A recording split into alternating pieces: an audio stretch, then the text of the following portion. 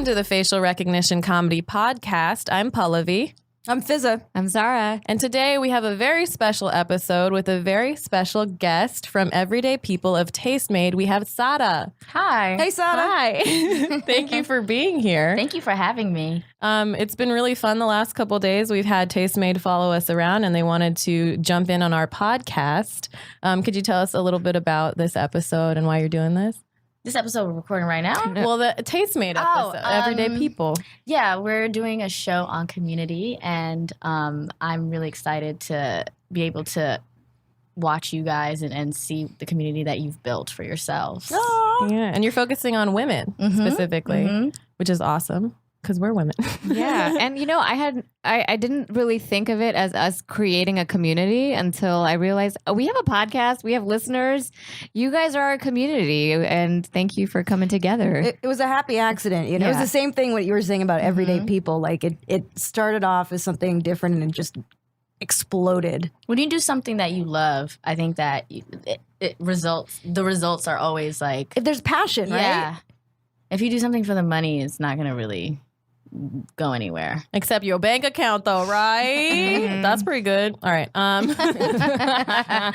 Wait, can you tell us a little bit? We like to talk to our guests about their background and how they got into where they are. So we know that you started Everyday People, and it was this big party, and it's kind of like created its own community and changed like how you view what you're doing. And you talked a little bit earlier with us about how that initially started. But what were you doing before that? Like, what did you want to be when you grew up? Girl, I had no idea. I still don't know. Wait, so let's start from like your beginnings. You're from Atlanta? Where are you from? I grew up in Atlanta. I was born in Kenya. I moved to Atlanta when I was 2. I've been living in New York for 9 years now. So I guess I'm kind of a New Yorker. I got 1 more year to go. That counts. Yeah, you're a right? New Yorker. I mean, I yell For at sure. people in the street. Yeah. You're in New York. Are you do you jaywalk? Hell yeah. What Of course. other way All right. can you walk? You made it. You made it. Are you an alcoholic? Girl, we said we wouldn't talk about something. That's a New York. She It's a New York thing. It's a New York apple thing. juice. She's really into kombucha. Exactly. Okay, so you're in New York now. And so, like, how did your career start? Like, what were you looking to do? Like I literally had no idea what I wanted to do. I studied econ in college, and then I moved to New York, and I wanted to work in advertisement. I don't know why, but I had Because of Don Draper. I was literally going to be like Mad Men. It was him, wasn't She it? wanted to sexually assault a Friggin' secretary. John Hamm. That's what you wanted to be when you grew I think up. I just never saw myself in any of those things, and so I felt like I had a voice that I could show, but I didn't really know how to get there, and I didn't have anyone to help me, and I think I just took a lot of jobs just to pay my bills. Like I've had a million jobs, like passing out flyers in Times Square, to working at a toy store, hair salon, to working in fashion, to working in music. I did everything. What's the craziest story you have from like the worst job you've ever had, or like the most unusual? The worst job I've ever had? Oh, gosh. When I worked at the toy store hair salon, that was interesting. Wait. So it's a hair back salon up. for toys?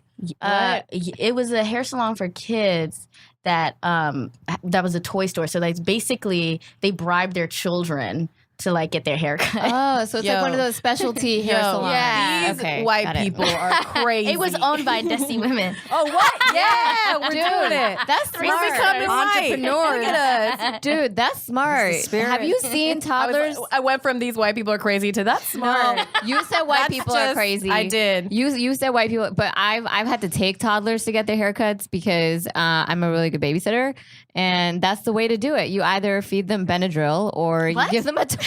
Yeah, you drug them or you drug your distract children. them. Drug or distract. Sada said it here. You drug your children. No. I'm kidding. or distract. So like, they have the toys. So do you want to cough up some Yeah, money? exactly. I mean, I think some kid just like diarrheaed all over the floor, and I just looked at we just had a standoff. Like I'm not cleaning that shit up, literally. Who ended up cleaning it? Yeah. wow. This is not my job description. Sada who cleaned it. They cleaned it. I brought them wipes and everything. I'm Damn like, no, I'm straight. not doing that. I think that was the most disgusting. You'll lead a horse to water. Yeah, that was the most disgusting. I've had some weird job things I can't even remember right now. I've had so many. I worked at a pharmacy when I was a pharmacy tech in a high school throughout and part of college, and it made me realize how shitty this world is, and people are medicated for no reason. But there was this guy who was so old and he couldn't hear anything, and he would come in and be like, huh, okay, this has a shit part too. He shit himself. I don't know why all these stories Have you ever thought it might be you, Saada? Because all your friends are shitting themselves. So There's some shitty ass stories, but Exactly. cool. You asked me what was my worst Okay. job. So basically, yeah, okay, I get it. It's more literal than anything. Okay, but what has there ever been a crazy experience? Like you've passed out flyers. I'm sure. Did you pass out flyers in Times Square? yeah. It was I feel very like- brief. I would just Okay. like dump the flyers and just go. Do you home. know Times Square Elmo? No, I don't. No, famous thankfully, though, right? Thankfully. He's famous. Did you ever see the naked cowboy out there? I did. There's a naked cowgirl too. Yeah, there- I'm glad Aw, that I feminism, ever y'all. have to see that ever again in my life. Naked cowgirls too. We representing. so So like this cowboy was just like buck naked. No, he wears he's like a underwear. he's a like famous. Times Square He's famous. person. He's famous for being a naked. I don't know. He's been on Cowboy. like late night shows and stuff. Oh. Yeah, Yeah. he's just like a famous naked cowboy. So when did you transition from like all these odd jobs to who you are today? I started Everyday People in 2012, and during that time, I was working at Philip Lim, and then I started working for Saint Haran, which is Solange, her music site and also her record label. So I was project managing that. And then Everyday People just started to pick up a lot more, and I was like, well, I have to make a decision and like focus on this. And since then, it's been amazing. I mean, it wasn't always lucrative. You know what I mean? Like, Yeah. I definitely was like counting change to get on the train and like being like, what am I doing? My mom calling me like, when are you going to get a real job? And like, We can't relate to when that are at you all. coming home? And I'm like, I am home. And so like, I think right now it's like weird that she kind of finally is like validating it. Yeah. And I still don't think she understands what it is, but whatever. She's like, don't put your photo on the YouTube. She's like obsessed with like YouTube. Don't put your photo on the YouTube. Does she search That's for you? adorable. Does she do No. YouTube searches? No, other people. You know, there's always Yeah. some auntie. Yeah, Dude, all that the- happens the in my aunties throwing you she'll- under the bus. The The aunties auntie. are the worst. No, my cousins are throwing me under the bus God. now. I got too many cousins. I do. I have 61st cousins. Oh wow. What about do you have Oh, man. siblings? Huh? Siblings? No, I'm an only child. How many siblings do your parents have? My mom had 15. Okay, that makes Wow. sense. Because And she my mom has 64 first cousins. Wow. Yeah, and her parents had many siblings. And it's crazy because everyone knows me, but I'm like, who are you? Like, I Yeah. don't know. Because Somebody to crash with. oh, girl, once you live alone, you're like, oh my goodness. So your mom lives in New York? My mom was in Atlanta. Oh, okay. Mm-hmm. Okay, but she knew when you were like, she knew what your schedule was when you were in New York? No, she doesn't really understand it. It's like Yeah. if you don't have a 9 to 5, she really doesn't understand what you do. So she's just like, when are you gonna like start your real life? When are you gonna get married? Like, Does your mom do that? Because my mom's like this too. Like my mom thinks that I'm in this like free flowing state right now, and I'm in fluid form until I finally settle down and find a man. Yeah. Like whatever I'm doing now is just to pass the time until. oh, absolutely. find a man. I mean, yes and no. I think that she's always kind of instilled in me never to depend on anyone. Yeah. And so I think she's really excited that I'm like entrepreneur, but at the same time, she like I feel like she needs that security of like me being married, Yeah. which is kind of like annoying. Just Yeah. to think I think sure. they don't like really view you by yourself as like a final state. no, not So at all. I think that they're like they think that there's always these boxes to check of like, you know, education, job, marriage, children. And you know where I think they may come from is like parents are getting older and you'll always be their baby. So Yeah. like, you know, they want you to be someone else's baby when if they're not around. So they care about you. But Yeah, no, it it's comes from a annoying. place It's of still love. annoying. Yeah, of My mom course. made a profile for me on an Indian matrimonial site. oh my gosh. And I said she could, just don't use my name or picture. And she did the whole bio. Don't put and your it was- photo on Isn't YouTube. there a movie? Exactly. Isn't there a movie that like She was catfishing people. what's that That's movie? so funny. Meet the Patels. Have you watched that? Yeah, Oh, I've watched yeah. that. That was great. That's really funny. But that happens. That happens like around the world. With everybody. I had my aunts putting like prayer things in temples for my cousins, and they're like, "Don't tell her that we're praying for her." Oh, definitely been there too. I've had that. I've definitely had that. Yeah, I have like cousins like WhatsApping me and FaceTiming me from like different parts of the world. Like, we just prayed for you to find a good man. like the pray- WhatsApp, okay. also the Yeah. WhatsApp memes that I'm like, who is Oh sending my you this? God. Oh my goodness. They love the memes. Did you take off the autosave? Because No, that's I the need worst. to. I need that is to the take worst. that. I take off the autosave because my mom sends me like 53 pictures of just our lawn. And I'm like, I can't. I know what it looks like. I live there. Mine is always just like a rose, like a really like lo-fi rose. Yeah. With like With words. Arabic With, words? like, Arabic. With like an Arabic prayer, and I'm like, what is this? Why do you think I'm going to read this? You have your autosave off, I hope. I do have it off now. Well, because I need to. they kept sending me videos of crazy stuff, of like crazy religious things, and I'm like, okay, thank you. My cousins, Like, I don't think my family knows how far gone I am. Like, this is just taking up space on my phone now. you know? my older cousins will send like slightly misogynist memes and stuff about a husband and a wife, and then I just like say terrible shit back to them. It's never good. Yeah, the group and then the family group chats. Like, I remember my mom was mad at me and it was like, she left the conversation. I'm like, ouch. Were you the only two people in the conversation? Was that what happened? My mom left the conversation. What? My parent, I feel like parents don't understand, like they don't understand like the etiquette of it, right? So like I'll be like, okay, like love you too, and my mom will be like, okay, and I'm like, is this a fuck boy? Like what? Who am I talking to right now? That is a fuckboy. It's an emotionally unavailable Do they person. have like you know, Spanish is a J-A, ha ha ha. Like for us, we have K. Oh, That's okay. funny. Yeah, that's cute. setting so you up cute. for confusion. Huh?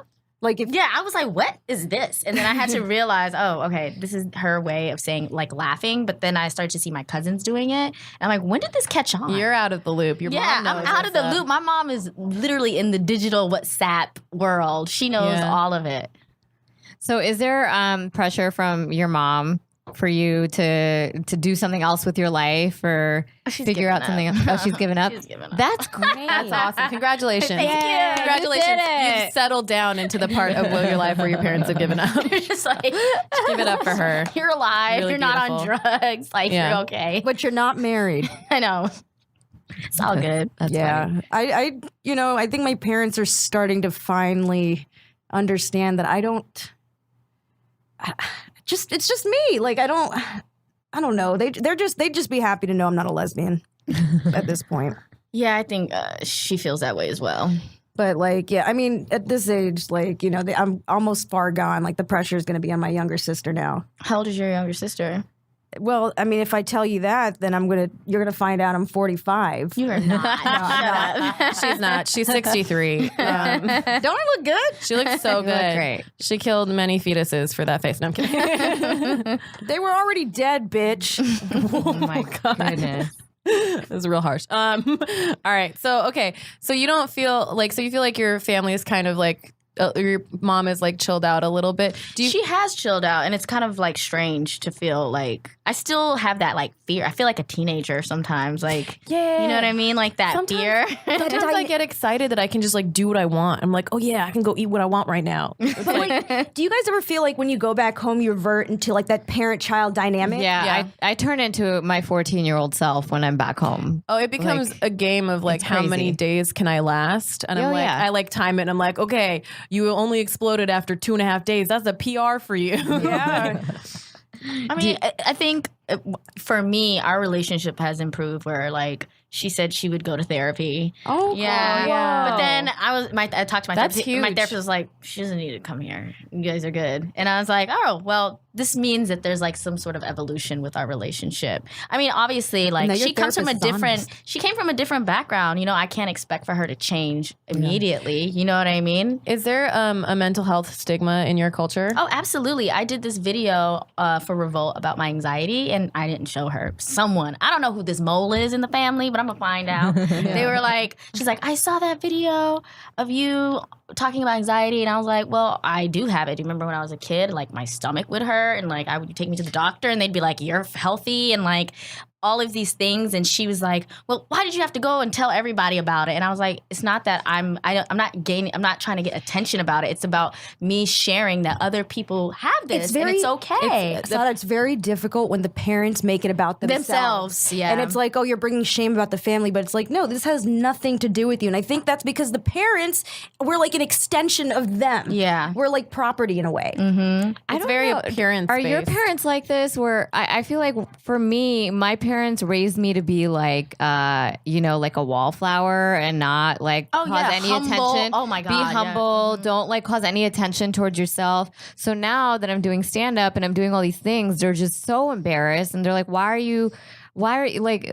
We raised you to not cause any attention to or bring any attention to yourself, and now you're doing all these things and it's bringing us shame. Whereas like people are from our community, our Muslim community in Jersey, are reaching out to them like, oh, Zara does comedy. Can we have her MC our event? And they're like, no, like but they're like, they find it a little offensive, because for them, they think it's like more embarrassing. Like, oh, I can't believe her daughter's doing this and like getting all this attention for herself. That's so interesting because like my mom would get upset like if I didn't stand up for myself. Like she would tell me like if someone hits you, you hit them back. Dude, I was just gonna say that. My mom used to say that stuff too. She would be like, if someone calls you a name, you call them the name back. Mama, tell the teacher. Yeah. I was like, I at the time, my dad was like, what are you telling her? But like, at the time, I was like, that seems a little immature, Mom. Like, I was just like, why would I call them names too? I don't know. It resonated with me. But it was definitely, it was definitely a thing. And this is why Fizza got arrested twice. Well, what we say was off topic? Oh, sorry. I was a child. Okay. That's just not on record. There was a car chase too, right? Yes. Really? She a badass. I'm gullible, so No, there really was. No, that's happened. And there's not much to do in Florida. okay. But so when the police starts chasing you, you think, okay, maybe they'll. You thought you could outrun the police? She was trying to get her first TV credit. I wasn't That's driving. what was happening. I wasn't driving. Fizza was the original Florida man. That might be true, but I wasn't driving. I was in the passenger seat, and like when I saw that the police officer wasn't going to give up, I said maybe you should pull over. And So I did my part. and then you She's got very arrested. diplomatic. I would have said I got kidnapped if I was in the passenger seat. I mean, we were egging like an ex-boyfriend of the girl who was driving's house. But what the problem was, we circled back. We circled back and we came back to egg them some more. And that's when he called the police. It's a balance. Life is a balance. You got to leave when you're ahead. And then the cop made us throw the eggs like in the woods. That's so weird. And then he found the receipt for the eggs and he's like, you're missing a carton. Where's the carton? Like he thought we were hiding it. It was under the seat. And then He knows you can go and buy more eggs, right?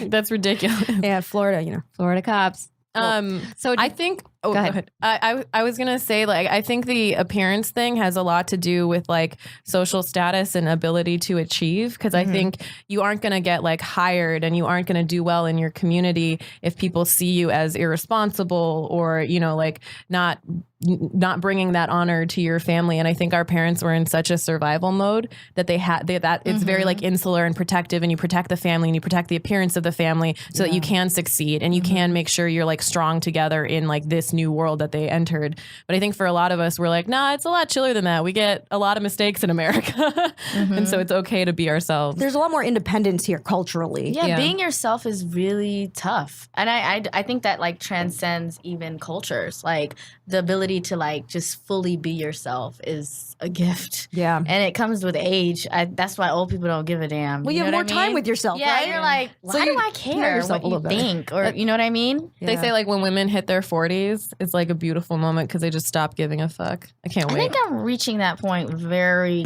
There's a soon. Yeah. there's definitely sort of a switch of like a turning point in your 30s as well. Yeah. You'll feel it. I'm not there yet, you guys. I don't think I'll feel it for a while, Hollywood. Yeah, I know, right? But it does, like, there is sort of an element where I don't know, just don't care about things that would have just kept me awake at night in my 20s. Oh, shit. Okay, yeah, I'm not in my 20s.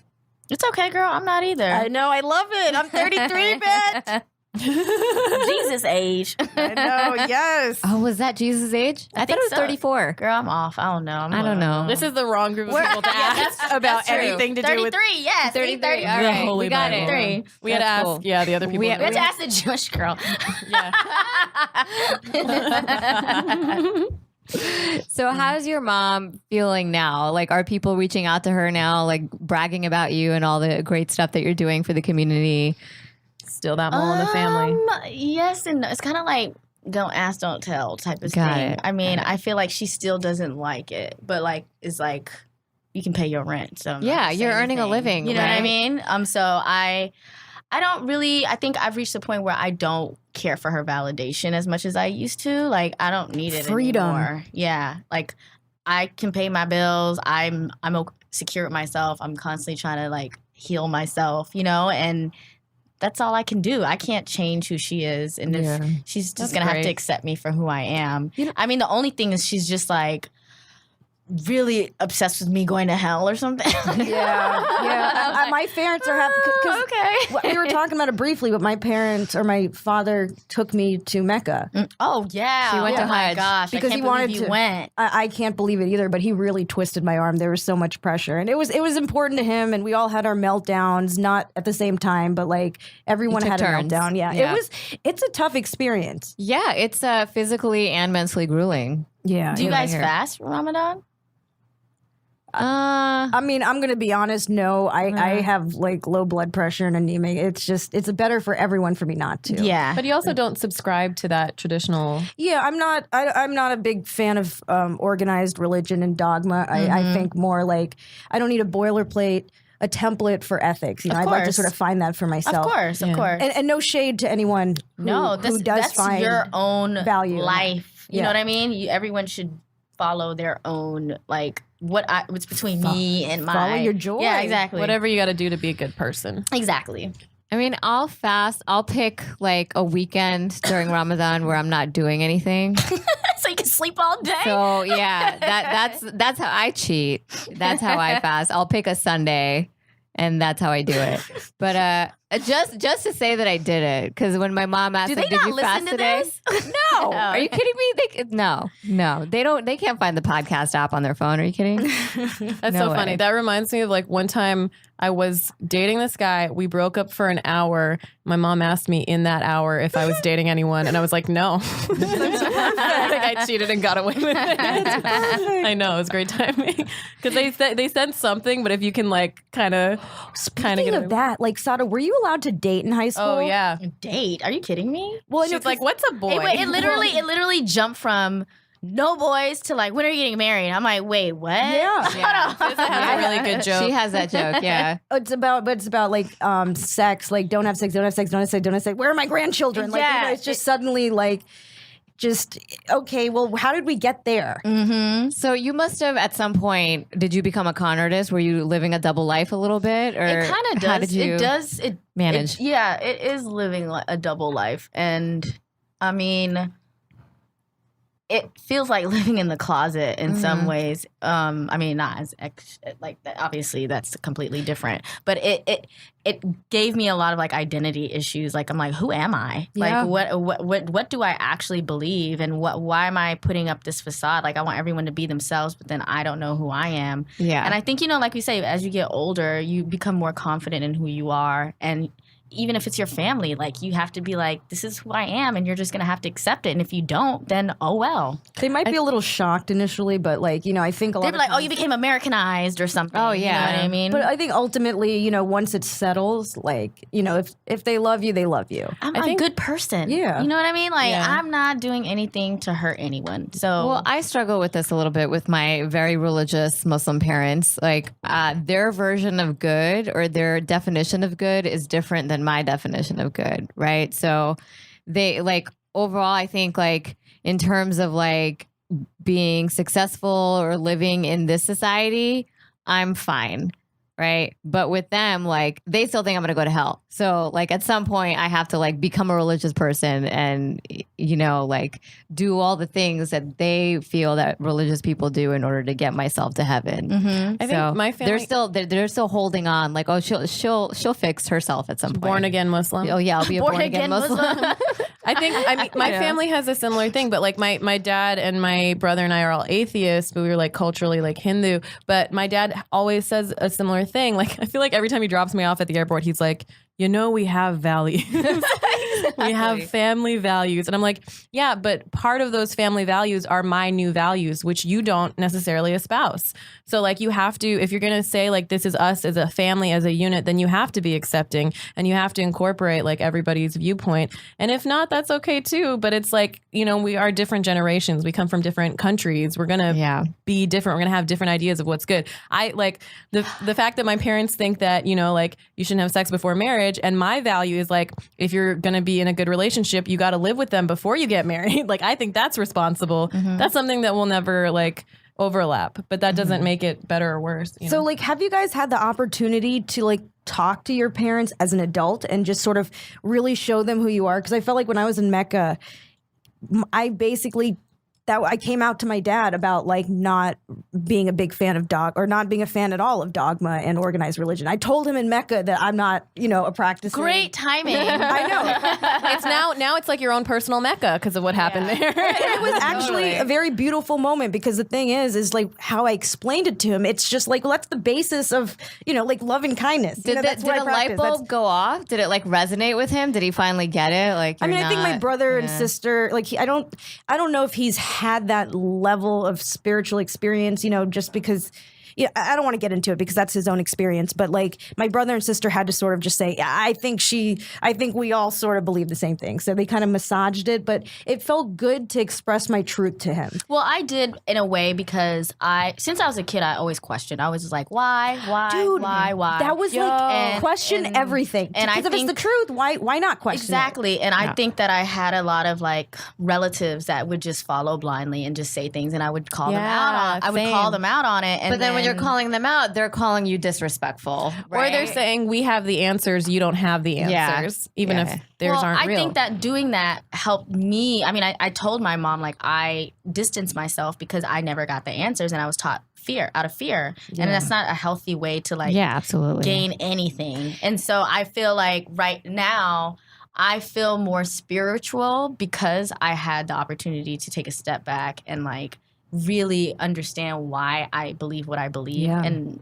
that's my own personal relationship. I don't really think I need to even explain it to anyone. Yeah.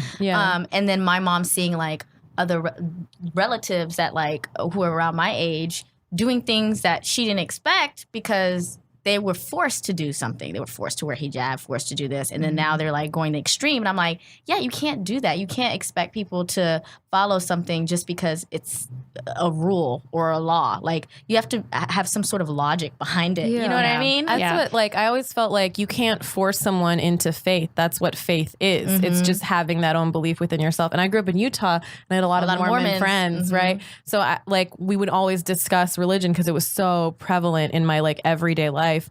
And I would ask them questions. I would be like, well, what if you fell in love with someone who didn't believe? And they were like, well, I would try to convert them. And I was like, well, what if they just didn't believe and they like couldn't like process like someone not having, like God's gonna know if you don't believe, if you don't have that faith.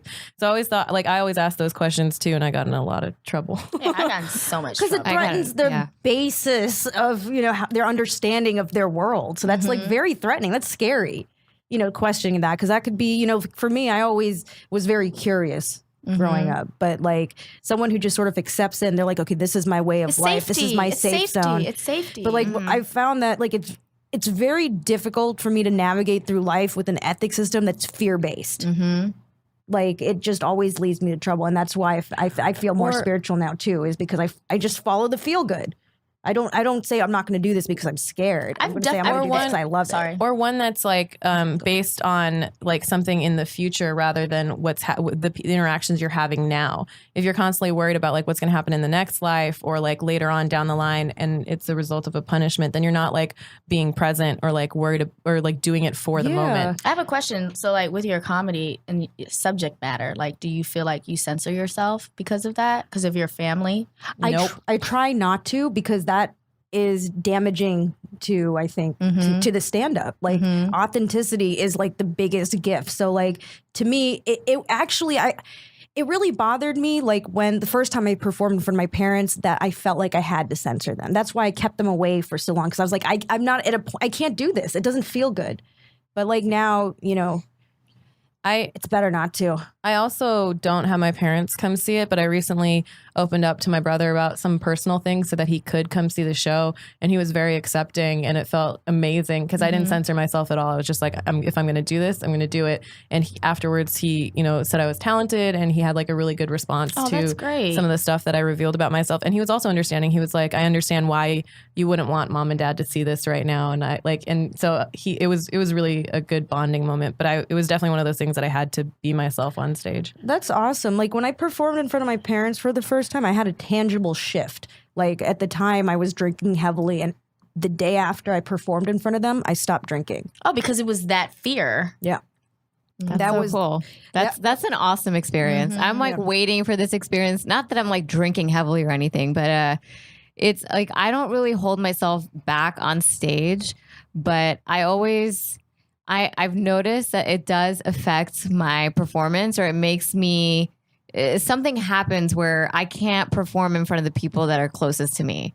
So I don't, because I feel like it does something in my psyche where I just can't be completely open and honest with myself and who I am. I think you did a really good job recently, though. You had your cousin come, and I think like watching you perform, I saw you kind of like you joked about having him there and like like not wanting to censor yourself and stuff. But I think you did like you were brave. Like I think you did a lot of your jokes and you were like true to yourself during your set. Yeah, but I mean that was an audience of like 4 people, so it wasn't. But it was your cousin. Your cousin was there. That's a tie to your family. Yeah, but also, I mean, he's my cousin. Like my cousins are my friends, you know. And shout out to all the ratchet ass cousins out there for making life easier for us. You know, I appreciate when my cousins mess up because I'm like, I'm here for you, but also thank you for messing up. Yes, I know. So I don't have to be the first one to mess up. You know. So I think my cousins and I, we all have like this relationship where like we feel comfortable enough with each other I think it's like a good litmus test. So if I can do certain things around my cousins, like they can advise me on like what it's a good feeler of how maybe my parents might react or my aunts and uncles or whatever. But yeah none of the grownups have seen me perform yet.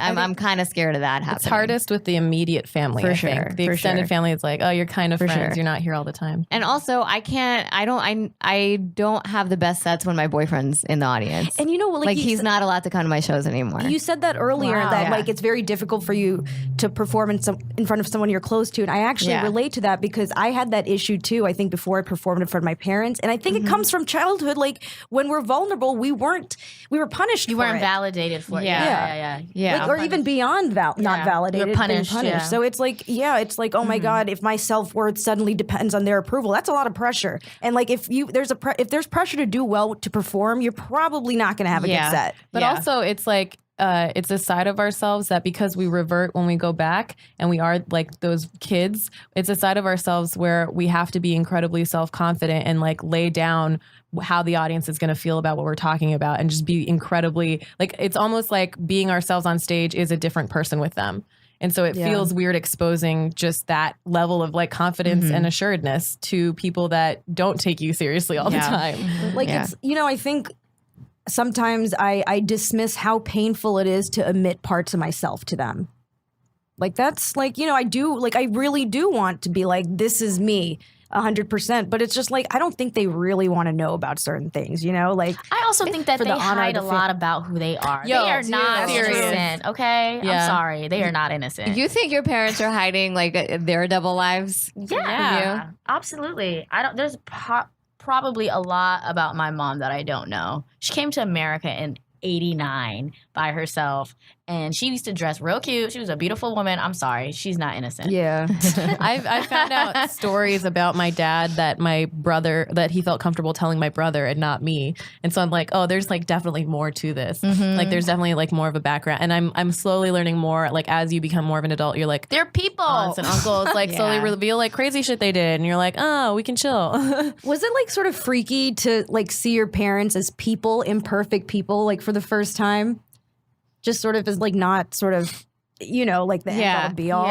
Yeah. It's like, when did you have that moment, or have you had it yet, where like you're like, oh, mom's just mom's a human. Absolutely, absolutely. I definitely have to take a step back sometimes and remember too. Like I have to have a lot of compassion and like empathy and be like, oh, I don't know what she experienced and I don't know why she behaves this way, and I have to treat her just how I treat everyone else when they act a certain way, with compassion. And I don't know. Yeah, it's interesting. How has your relationship with your mom affected your relationship, your like romantic relationships? Do you see like a reflection or like a rebellion or? It's complex. I think that, she has an idea. Whoever I try and bring, I think she just won't like, No, but I mean like how like you learn intimacy from your parents. So like my parents and I used to like fight a lot. So that's like I argue in relationships. I had a conversation with her about that. I was like, communication is difficult for me because growing up, when I felt like she could have like told me something, it wasn't spoken about. It was like, you're wrong. You know what I mean? Instead There's of no having explanation. instead of having a conversation. And we've grown and we've learned from that. But I had to take a step back and realize, I learned this growing up, like silent treatment or like. You used to do that to the other person? I mean, no, I get triggered by silent treatment if I don't hear from you, or like, and also just like communication, like being able to be very clear about what I want and just. If I'm upset, bringing it up immediately and not letting it fester. Yeah, and then being resentful. Resentments are so I think poisonous. You just learn as you get older, like to change your communication skills. And then as soon as you do that with yourself, now she has no choice but to like step up, right? Do what I have to, like she can't she can't use her old tactics anymore. You know what I mean? Like if I talk to her and she's upset about something, I'm like, Mom, this is how I feel, X, Y, Z, and like she just has to there's no like fighting anymore. I just don't allow it anymore. So she's had to adjust, right? I mean, like maybe you're modeling that behavior for her that wasn't modeled. Exactly. So it's like, I mean, Pallavi and I were talking about it earlier. It's just like, there's a lot of sort of trauma, I feel like, just that we all have from parents because they're human and not perfect. But like the hope is like every generation there's progress. Oh, absolutely. We're the iPhone X. You know what I mean? But like even with emotional intelligence. We have like mindfulness apps. Yeah, exactly. Our millennial generation has found a way to rebrand loneliness into meditation. Like we've figured it out. Yeah, we've upgraded. We've changed, and it's good. We also just don't like it. The focus is not solely on surviving. It's on surviving and thriving and like knowing what our passions are. We have the luxury of like existential issues. Crises. Exactly. And to feel depression. It's interesting. Not being in the third world. I do feel like a lot of appreciation for my parents now. I feel like I'm kind of in that, how there's like a shift in your adulthood? I feel like I'm in the middle of it right now because the last time I visited them and the last time we interacted, I was like, I still got in a fight with them because it's tradition.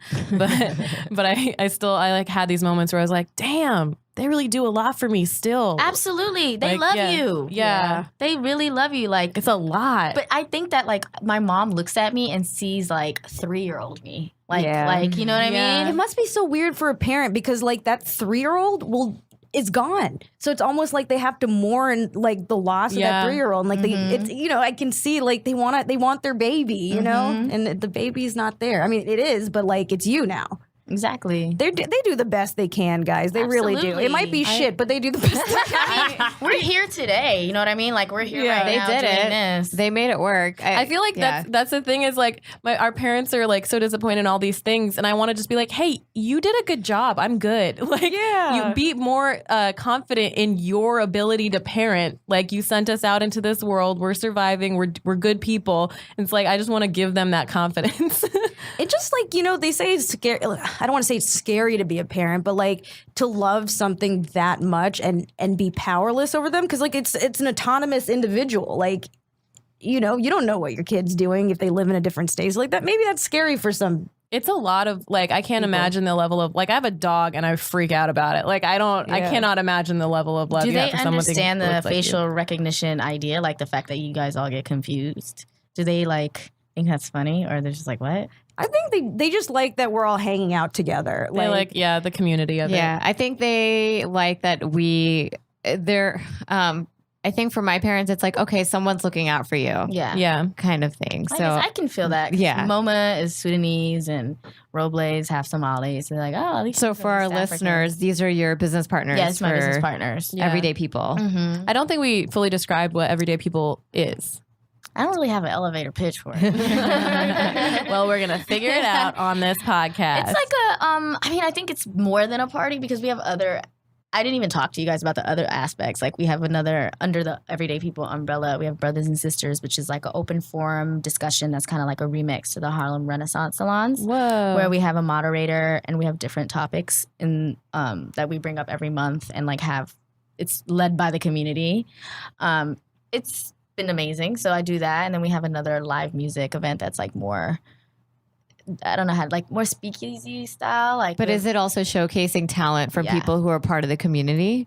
Yeah, I guess so. I mean, we have people from all over. Like, you don't necessarily have to be from New York, or if I'm in LA, you don't have to be from LA. Anyone can perform. Right. But I guess Everyday People is kind of like a cultural event because we've done it in so many places. We just were in Cape Town and Johannesburg. Yeah. We've done Zanzibar, we've done Barbados, Miami, LA, Chicago, North Carolina, like multiple places. I want to come. And it's really interesting to go to different cities and just see like the different cultures there, like the way that people operate in different cities, like in Birmingham. You know what I mean? Like, So you mean the actual like operations of how they run things? And no, not even that. Just like the music that they like really vibe to, or like how long does it take them to get loose to dance? What type of dances they're doing? Yeah. You know, like how it's laid just- back is the culture? Yeah, exactly. So what can one expect when they go to an Everyday People party to dance or event? I think it's a lot of people watching. I think you can like you just look around and you're like, whoa, everyone is dressed so uniquely, and like everyone has their own thing going on, but everyone is vibing to the same music and just having a good time. And the music is also pretty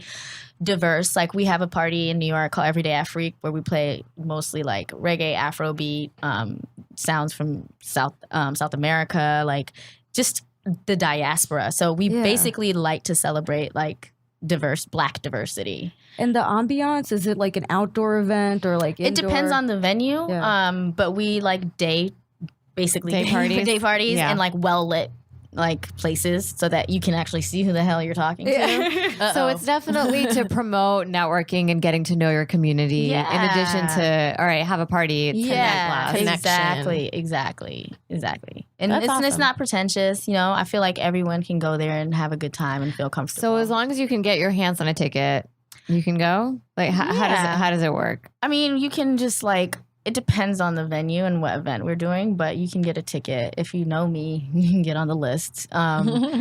Or if you know any of the hosts. But it's pretty easy. It's not that hard to get into. Because you wanted to make it accessible. You're saying that there's no Everyday VIP. people. Yeah, there's no. I really like that. I like that there's no VIP section. Yeah, people It's like try. get in here. People Be try. one They're of like, us. I'm buying all these things. And I'm like, it don't matter. We'll put you in the corner where nobody can see you. So Saada, what's your experience, you and the other hosts, like what's your experience when you go to a party these days? Are you recognized by everybody in the No, party? or- actually, like I was telling someone, like not last month, we had an event in Brooklyn, and I went like on the dance floor, and this guy comes up to me because he's trying to like holler at me, and he was like, "Yeah, this is my party," and I'm like, "What?" I was like, "This is my party," and I'm like, "You created Everyday People," and he was like, "Yeah," and I'm like, "Really?" Damn. You Wow. picked the wrong one. I thought it was hilarious. Wow. Did you tell him?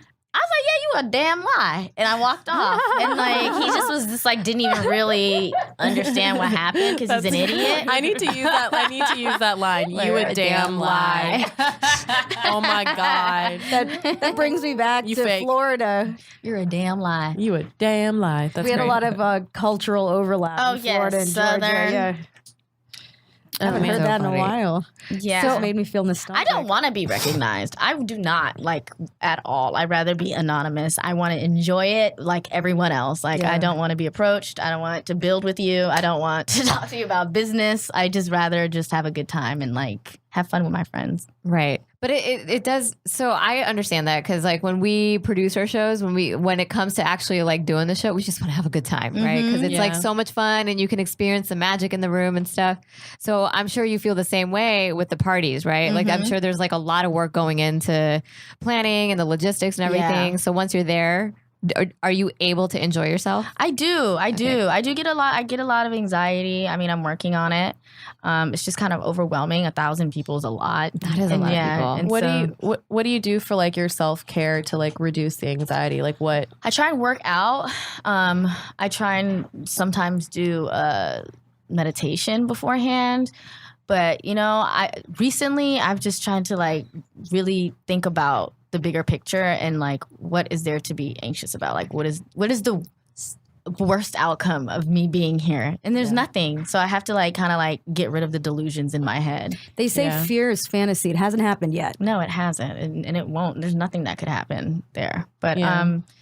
It's cool. I'm getting older, so like doing it all the time, we're segueing into other like things. We're using our platform in other ways now, so I don't have to be like 40 years old in a club. Like, But it's a day party, so it's okay. yeah, Right? yeah.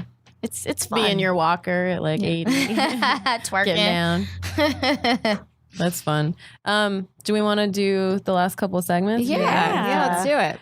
So every time we record our podcast, we like to ask our guest who their favorite South Asian celebrity is. Oh, Lord have mercy. I'm probably gonna massacre her name. Do it. Aparna. Aparna Nancharla. Yeah. We She's love great. Aparna. We love her. She's super funny. Aparna, if you're listening, come on our podcast. Please. And show. Do We our have a spot show. for She should you. do your show. Yeah. She's funny as hell. We're working on We're it. trying to reach out to her. Yeah, she's super funny. Where did you She's a first see very her? busy lady. I saw her at stand. I saw her live in Brooklyn. Yeah. Yeah. She was great. And then I saw her on Netflix recently. Like she did, there's Oh, a stand yeah. up show just called Stand Up. Yeah. Yeah. Yeah. It was really funny. Her PowerPoint was really funny. She's also she's on the TV show Corporate now, I think too. But Oh. yeah, she plays a part on that. Yeah, she's really great. She's definitely like one of those people that like came before us that we like Yeah. look up to, Yeah. and we think it's awesome. She's very deadpan. She's super deadpan. I think she's I gotten love it, a little bit less over the Yeah, years. I but think barely. Hollywood has made her Yeah. become less deadpan, and I don't like that. But 'Cause whatever it feels you like need to do. She is deadpan. Like that's Yeah. who she is. We want her Through to be delivery. herself. Mm-hmm. And then our other question that we always ask is, this is safe space. Okay. Do you have any like dumb questions about our culture? Like, is there anything you've ever wondered? A kid you went to elementary school with that used to do something weird, and you're like, I was think I that a know brown y'all thing? a lot. Yeah, You because do? there's a lot of like, Somali culture. You were saying is influenced a lot by Indian culture. Yeah, there's There's a lot of similarities between the two Yeah. cultures, right? And also, you live in New York. Yeah, I live in Yeah. New York. In Atlanta, there's a lot. I'm like trying to think, and I have friends who are dusty. Maybe a pronunciation of a word or something.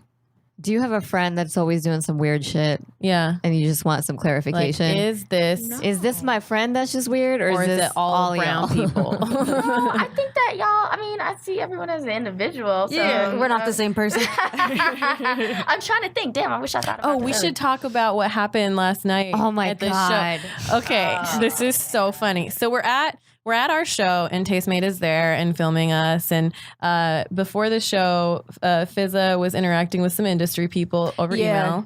Someone reached out asking if I would be in their pilot presentation for a network, and it didn't work out. So I gave them names of some other people, and then they came to the show. Mm-hmm. And they were dressed like the Russian mafia. And they were looking, and you recommended Zara. Yeah, Right. Zara. So after the show, the other Zara was Zara Norbash, who's super funny, was also on our show. Shara Nurbach, Persian American. She was on the show. And they were She's talking to ours, her, yeah. and I was like, "Nope, switch it out." And I gave them It's the like, no, right it's the other Zara. Yeah, Yeah. So then they were talking to me, and apparently they had the name Zara in their mind. And this guy thought that he was emailing with Zara the whole time. My email is, well, I'm not going to say my email, but like it's not Zara. It says Fizza. yeah, on my her email is Fizza. no, her basically. email says not Zara@gmail.com. We're just gonna do that now. But I did pitch her, so like, but it's still, where's the disconnect? and she I told pitch her and me. you think you're talking to, Yeah. I don't know. So I've been waiting for this email from HBO. Like, honestly, like, Fizza's like, by the way, someone about some HBO pilot is going to email you. So I've been like, looking at my email, just like waiting. I'm like, all right, I guess no one's emailing me. And then she tells me, hey, these people are going to come to our show. And I'm like, all right, I'm going to have a great set. I'm going to be pretty. I'm going to make this happen. And then this guy comes up to me, or the wrong Zara, and then comes up to me. And I'm like, okay, let's have this conversation. He's like, Zara. I'm like, yeah. He's like, I bought you chocolates from Hawaii. And I'm like, oh, okay, great. Yeah. And he's like, yeah, so I sent you the script. Did you have a chance to look at it? I'm like, I didn't get a script. And then I was freaking out because I'm like, did I miss something? And then he was like telling me that we exchanged emails and I never got back to him. And And then it came like we're like going through his email, and I'm like, yeah, you didn't email me, buddy. You didn't. And then one of the other mafia guys pulls up his phone and is going through this list of headshots. And I'm like, yeah, none of these girls are me, guys. Like, none of these girls are me. And then one of the girls was like at our show, like an audience member at our show. And I'm like, let me go find her. Audience member. Yeah. She let ended me up go just find her. coming that night. But they thought that they thought that you were Fizza the whole time. Yeah. And then so like I was like, let me pull Fizza in. Let's figure out the situation. So it turns out he thought Fizza was Zara the whole time my too. gosh. And I'm like, did you just like listen to the past 2 hours of this comedy show where we're explaining how we're not the same person? Like, And then it nothing. was just. So then what did he say? Anything? Did he like apologize? He took the gift back from Zara and gave it to Fizza. Yeah, that's exactly what happened. And that's how he fixed this mistake. And the gift included a pheromone scented candle because he owns a candle company. What the hell is So a he said, pheromone scent? lock your doors, but make sure you have someone you want in there or someone you don't want That's outside. really yeah. weird. He said that? Yeah. Hollywood, you guys, Hollywood. So did you get the HBO gig? no, I don't. None of us are going to be featured on HBO. Yeah. But we're going to be this featured on particular Tastemade. project. Yes. So there's that. Yeah. Someday. But yeah, we thought that was super funny because like that happens too. Like we'll hold up the facial recognition meme and they will ask me if I'm a partner. And I'm like, yeah, book me. Oh my gosh, that's really crazy. Yeah, when people were getting us confused, I was like, these bitches better be funny. Like before I met them, I was like, they better be funny because I don't want anyone to see anyone else bomb and think that was fucking me. But like, they're great. That's hilarious. That's wonder. I mean, it's just so great because it's just like, I don't know, everyone's so It worked solid out. and You can, unique. I think like we all like feel comfortable relying on each other, and I'm sure you feel this way about your business partners as well, right? Like if one of you can't do something or can't go somewhere. Yeah, that happened today. Yeah. Yes. I was like, you can handle it. with Chef Roble? No, MoMA. Okay. So who are your two business partners? We had lunch with one earlier Roble, today. and then MoMA Mohammed. He wasn't here, and then we have another partner, Sinclair. He wasn't there as well. Okay. And how did this I'm the only lady. how did this dream team form? I connected with MoMA and Roble to do it, and we just thought it was gonna be a one-off, and then it just continued. And Sinclair came in a few years later as a partner. He does operations because we need him.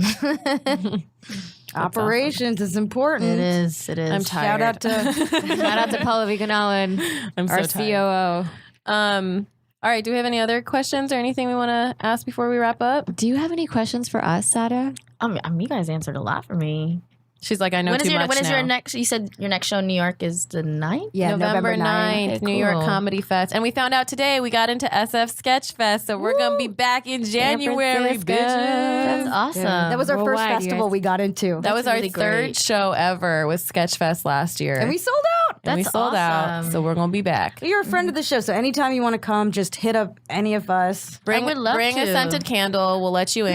Give it to whichever lady you want. Comp list anytime. That's Comp list tradition. anytime, Saada, whenever you Aw, want. Thank you so All right. much. We have a VIP, not VIP. like, Okay, section yeah. for I'm you. into Yeah. that. I'm into that. Where can we find you on social media and You stuff? can find me at Saada, SAADA, 3_, or Everyday PPL on Instagram. Hell yeah. For us, so we have our November 9th show at New York Comedy Festival at New York Comedy Club at 11:30 p.m. We want all of New York to show up for us. So Come, you out. better come. If you ever dated me or wanted to in New York, this is your chance, people. I got an ex to come to the last show on his and my friend who he was dating's first year anniversary, and we got their money. I thought you almost got two X's. I to come almost to our the other show. one. I'm gonna get the other one at the next show. I'm gonna get his money too. But yeah, so we have that on November 9th. Then we're gonna have to fly all the way back here for our show at Westside November 11th. Yeah. Yep. At 9 p.m. In Santa Monica. And West Side Comedy in Santa Monica. Yep. yeah, and then look out for us at Sketchfest. Other than that, we're found at facialrecognitioncomedy.com, Facial Recognition Comedy on Instagram and Facebook, Facial Rec Comedy on Twitter. If you want to see the visual of us talking in these microphones, go to patreon.com/facial recognition comedy and give us some money. Yeah, and you can see Saada in her beautiful Is that vegan leather, regular leather, halal leather? Hat. It's Your hat. beautiful. Yeah, she forgot she was is wearing a hat. styling She forgot she today. was wearing a hat. I That thought was you were so cute. talking about her denim jacket. I'm like, when do we staring start at calling myself. denim that? She's just styling all over. Yeah, it was great. And then I'm Pallavi That's PALLAVIGUNALAN. That's my website, my Instagram, my Twitter, and my Facebook. What's the status on Kind Cunt though? Are I we haven't gone getting kind that on cunt Twitter? yet. It's just a vibe. It's not my website yet. If anybody wants to sell it to me, don't sit on We'll it. even take cunt with a K. Yeah, I'm cool with We'll even take alliteration. kind with a C. Yeah, signed cunt. We'll take a signed cunt on this podcast. Oh god, you Why did Okay. Tastemade stop filming us? Uh-oh. They stopped filming a while I ago. know. All right. This is Zara Ali. You can find me on all the social medias at Really Zara. Zara is spelled Zahra. Cool, and I'm Fizza Dasani. You can find me on Twitter and Instagram at my name, which is FIZAADOSANI. Please note the 1 Z and 2 A's in the name. FizzaDasani.com and at The Fizza on Facebook. Thank you so much for being here and for being a Thank part of you. our experience the last 2 days. It was great meeting you. Thank you so much for having me. Thank Yeah. you.